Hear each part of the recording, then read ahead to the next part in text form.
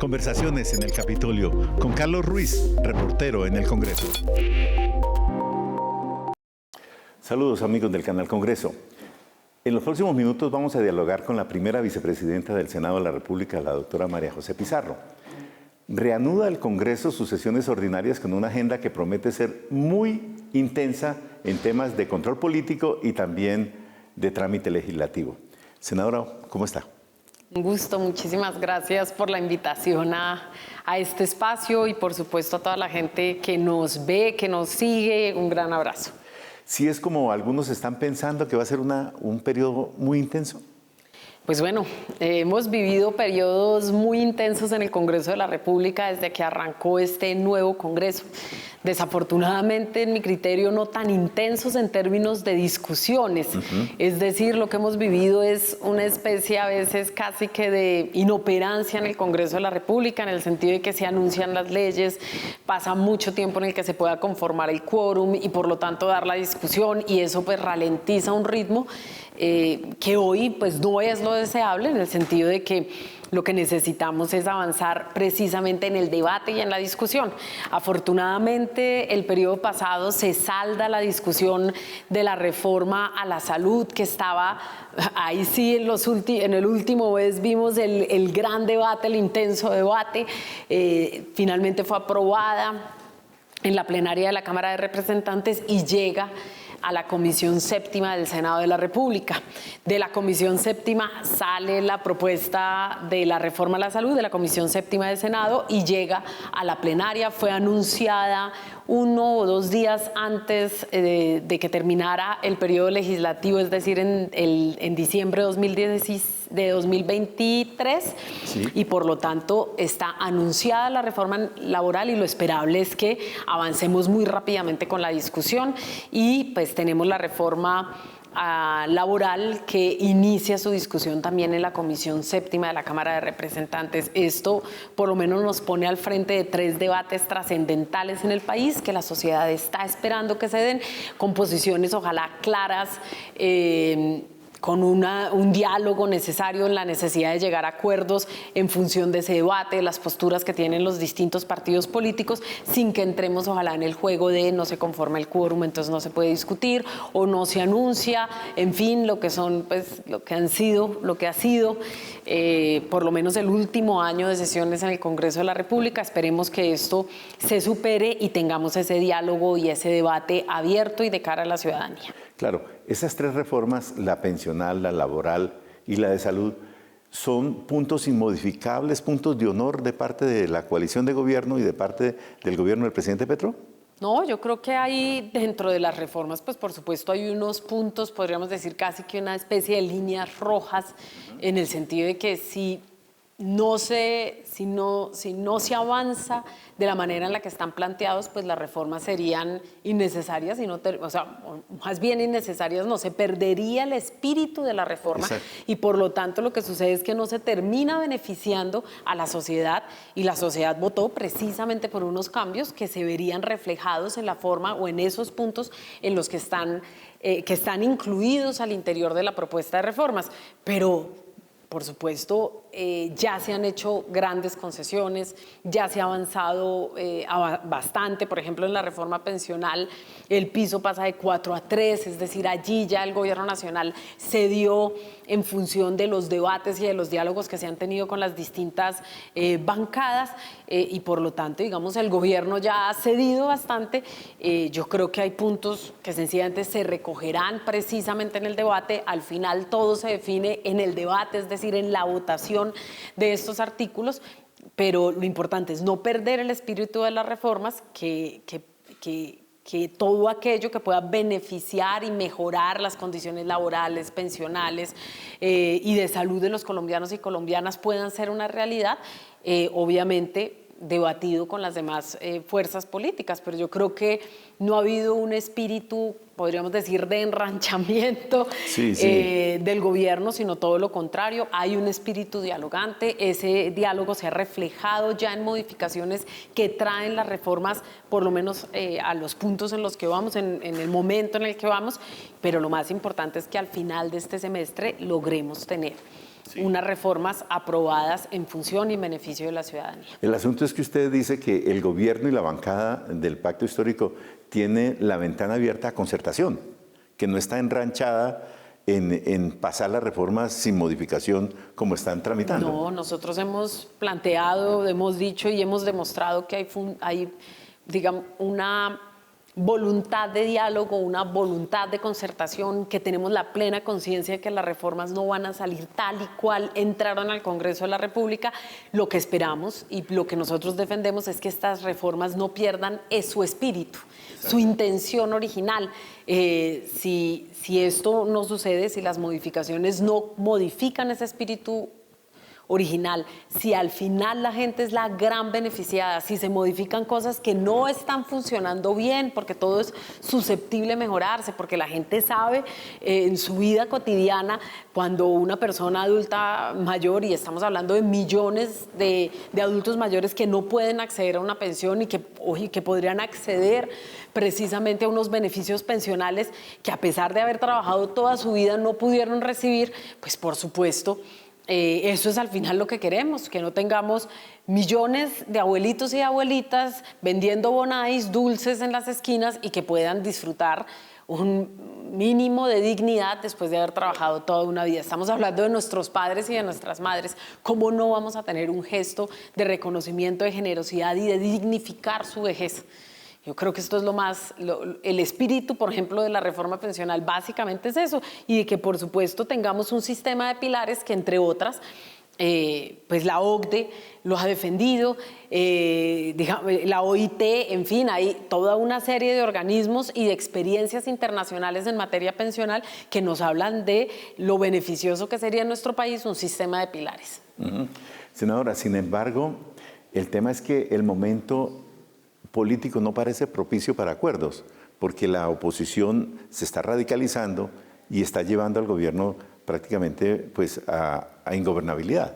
Bueno, nosotros estamos hablando de 22 senadores que están en oposición, por ejemplo, y el Senado está compuesto por un poco más de 100, entonces pues ellos tienen derecho a ejercer la oposición. Pues claro. Por supuesto, nosotros que estuvimos en la oposición siempre, sabemos lo que es estar en la oposición y por lo tanto respetamos el ejercicio de la oposición, están en su deber legítimo, democrático de ejercer esa oposición. Ahora nosotros estamos llamando a la nación colombiana, por un lado, a comprender, a entender el espíritu de las reformas, a que por miedo no aplacemos beneficios que hemos esperado y además exigido durante décadas, y finalmente a las bancadas que no están declaradas en oposición, algunas que ejercen la independencia, otras que son bancada de gobierno, a, por supuesto, avanzar, concertar y sacar adelante las reformas, pero sin temor al diálogo y sin temor a la concertación, inclusive a una concertación que puede darse con la oposición. Cuando nosotros hablamos de un gran acuerdo nacional, parte de ese acuerdo pasa por acuerdos que tenemos que hacer todos y todas en favor de la ciudadanía de nuestro país, no en beneficio de nuestros intereses políticos o de nuestros aliados políticos o financiadores inclusive. Actuar con el espíritu de dignificar nuestra labor de congresistas y dignificar a través de este ejercicio de representación a millones de colombianos y colombianas. Claro, la elección del fiscal general de la Nación o de la próxima fiscal general de la Nación, porque la terna, como ustedes lo saben, está compuesta por 3 mujeres que son, según el presidente Petro, personas muy dignas, decentes y con capacidad para ejercer la Fiscalía General de la Nación. ¿Esa demora en la Corte Suprema de Justicia le preocupa? Pues mira, lo deseable es que la Corte Suprema elija una nueva fiscal independiente, autónoma, que legitime nuevamente la Fiscalía General de la Nación como institución y que además pueda mantener una colaboración armónica con el Ejecutivo en materia de política criminal y de seguridad. Yo creo que esto es lo más importante. Hoy venimos tristemente de una fiscalía absolutamente politizada, en el sentido de que el fiscal saliente Francisco Barbosa hizo abiertamente política y utilizó su rol como fiscal general de la Nación para hacer política en nuestro país, para beneficiar a sus aliados políticos, para beneficiar a sus aliados de distinto orden y no pues para superar cifras de impunidad gravísimas por las que atraviesa la Fiscalía General de la Nación y que además habría utilizado la Fiscalía General de la Nación para investigar al presidente, y esto a todas luces es ilegal. El juez natural del presidente de la República es la Comisión de Acusaciones y no la Fiscalía, y en ninguna audiencia se puede preguntar abiertamente por el presidente, y así se hizo en varias audiencias. Además nos dejan una interinidad peligrosa en el sentido de que la fiscal encargada Marta Mancera es una mujer que tiene serios cuestionamientos, muchos de ellos denunciados precisamente a través de los medios de comunicación, y además recientemente, prueba de ellos, mejor dicho, recientemente estuvo en Estados Unidos en una gira con el fiscal Barbosa y por lo tanto no nos brinda a nosotros la garantía de una autonomía de la justicia y una independencia de la justicia, de un actuar proporcional en la Fiscalía General de la Nación, sino todo lo contrario. Entonces, aquí no se trata de presiones o no a la Corte Suprema de Justicia, es sencillamente deseable que cumpla con el mandato legal, que ponga al frente una de las mujeres que están ternadas por el presidente de la República, que son personas ajenas al movimiento, que no tienen ningún tipo de cercanía con nosotros como movimiento político, ni con el presidente de la República, cosa absolutamente contraria a lo que ha pasado con los últimos dos fiscales. Uno fue superministro de Santos y terminó al frente de la Fiscalía General de la Nación. El pasado, el mejor amigo del presidente, Iván Duque, que venía de su gobierno y también fue ternado y resultó fiscal general de la Nación. Nosotros queremos entregarle a la Fiscalía nuevamente esa autonomía, esa independencia que requiere el órgano judicial, esa colaboración armónica con el Ejecutivo y con los demás órganos que imparten justicia en nuestro país, y finalmente pues poder avanzar en algo que creo es un anhelo de la sociedad colombiana, y es precisamente romper las barreras de la impunidad, lo que impacta directamente en los casos de corrupción, de graves violaciones a los derechos humanos, en el caso de feminicidios, en el caso de abusos sexuales contra menores y contra mujeres. En fin, una fiscalía que realmente sea operante, una justicia que brinde toda la credibilidad, que la gente sepa que como se rompieron esas barreras de la impunidad, entonces hay castigo, y si hay castigo, pues por supuesto eso desestimula la comisión de crímenes. Senadora, ¿qué le responde usted a quienes dicen que presionar a la Corte o hacerle un llamado a la Corte Suprema de Justicia para que tome una decisión en relación con la terna de fiscal que le presentó el presidente Petro es una forma indebida de presionar a un tribunal? No, yo creo que la forma más indebida de presionar a un tribunal es chuzar a los magistrados o interceptarlos de manera ilegal, como se hizo en otros gobiernos. Eso para mí es una presión indebida. Hacerle un llamado respetuoso a la Corte para que elija una nueva fiscal es un llamado respetuoso a la Corte para que elija una nueva fiscal, y bajo ninguna circunstancia puede tomarse como una presión, sino como un llamado a que cumpla con su mandato legal. Ajá.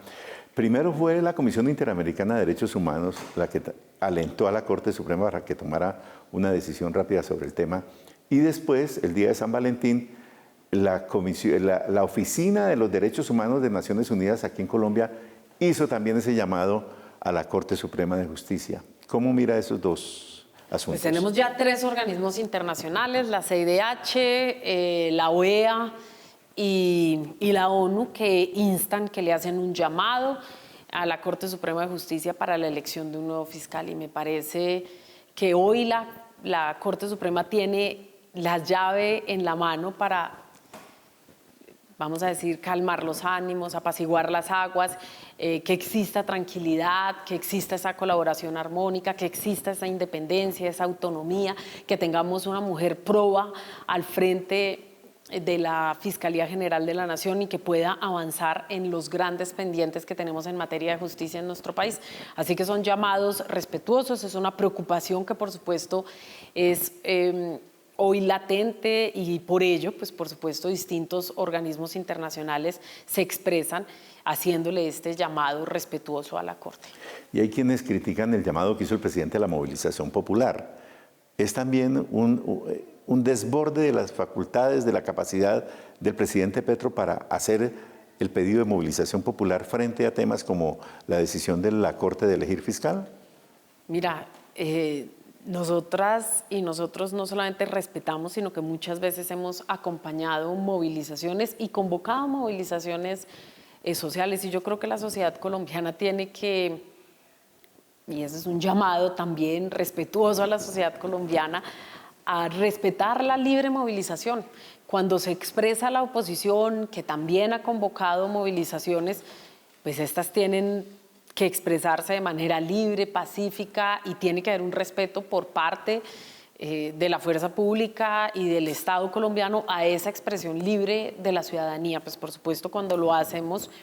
desde distintas fuerzas políticas o incluso cuando lo hacen fuerzas sociales, tiene que existir el mismo respeto y la misma tranquilidad frente a la expresión ciudadana, que no es otra que la forma en la que se expresa la ciudadanía de manera masiva, bien para apoyar o para rechazar ciertos comportamientos. Lo que sucedió, por un lado, el llamado que hace el presidente de la República es: aquí hay una desinstitucionalización del país. Esa desinstitucionalización sale precisamente de la Fiscalía General de la Nación, del fiscal, porque no es la Fiscalía como entidad, sino el fiscal de entonces, de ese momento, Francisco Barbosa, que estaba utilizando la Fiscalía para hacer lo que yo mencioné hace unos minutos. Por un lado, estaría utilizando la Fiscalía para hacer una investigación indebida en contra del presidente de la República y, por otro lado, haciendo abiertamente política. Eso contribuye a la desinstitucionalización del país, por supuesto, contribuye a un quiebre institucional, pues por supuesto. Entonces, eso es un llamado a que esto no se dé y que la Fiscalía, bajo ninguna circunstancia, sea usada como podría haberse usado para tumbar el presidente de la República, por los motivos que expuse hace un momento. Y finalmente lo que se dio hace unos días fue un llamado